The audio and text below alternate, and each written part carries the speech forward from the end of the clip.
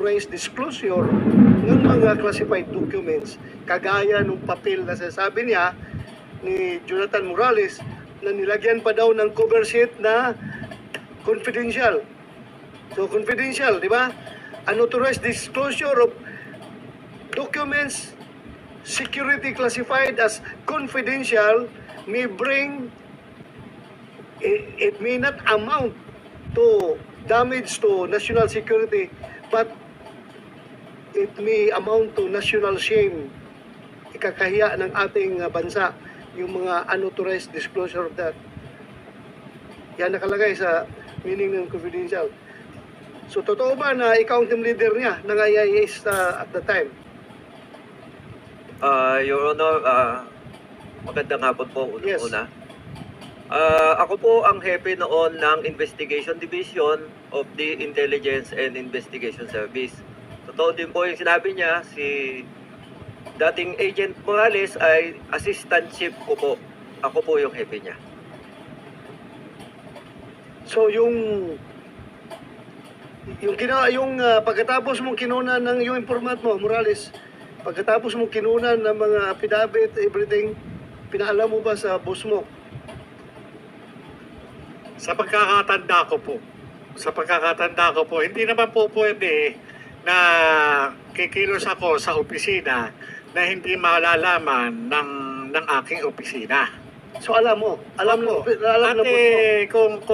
Kung sasabihin po niya, kung ipagtatapat niya rito sa kapulungan ito, kung nagkausap pa kami o hindi bago itong hearing na ito, ayun po, bibigay ko po sa kanya. Hindi ko nakuha yung last na sinabi mo.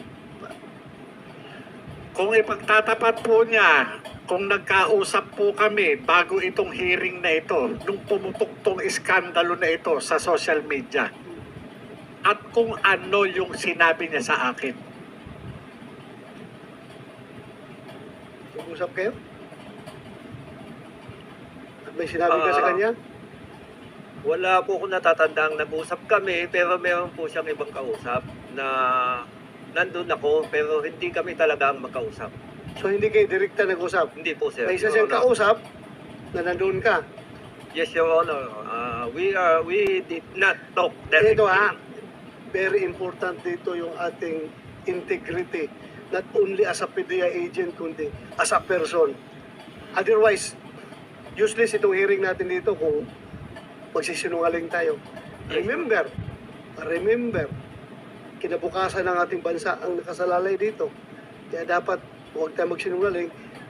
Aside from the fact that you have taken your oath to tell only the truth and nothing but the truth. So help me God. So klaruhin natin ito. That the same goes to you, Jonathan Morales. Ha? So anong sinabi niya? Kung mayroon ka gustong Ako na lang muna po siya magsabi. At nire-respeto ko po siya bilang dating... Sabi mo yan, hindi daw usap. May kausap na ka daw ibang tao na nandun lang siya. Your Honor, sabihin ko na. Go ahead, sige. Your Honor. Huwag na lang natin aminin. Itinay na lang natin para hindi na magulo.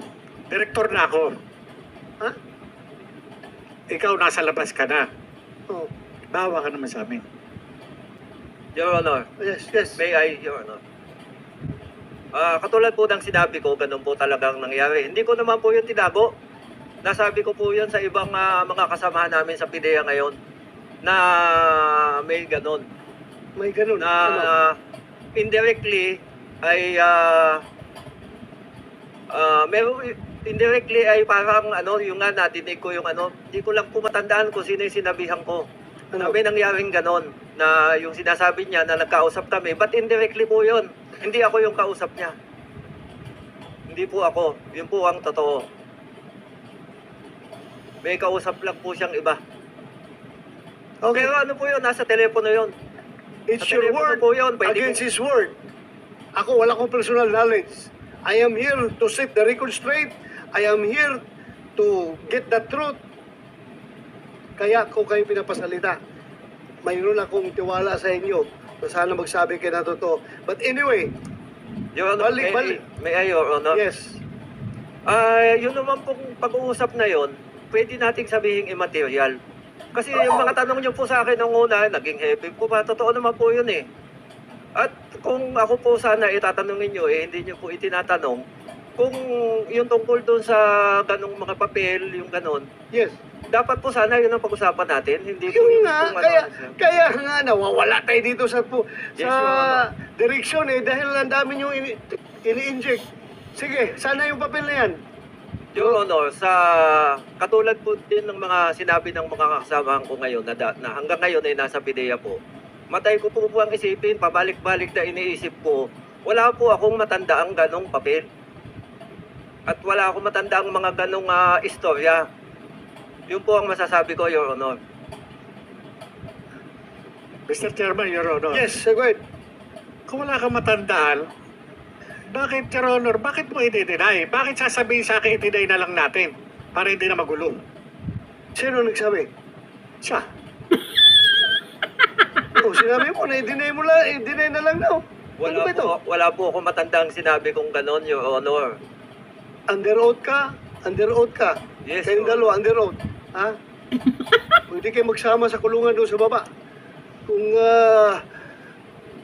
hindi Wala kayo po akong magkaintindihan dito. Your Honor, Yes. Mr. Chairman, ang purpose naman po nitong investigation natin, kung mamarapatin nyo, para magkaroon po tayo ng sapat na batas, para hindi na po mahulit. Kung nagkaroon man po ng sa amin. Yes, you don't, Alam have, nyo, to, you don't have to remind me. Yeah, Nandiyan sa akin yan. I am the chairman. Alam sorry, ko, bro. kaya lang, in the interest of truth and justice, lahat ng sinasabi nyo dito ay dapat totoo. Kaya ko nga kayo tinatanong at i-remind palagi na under oath kayo.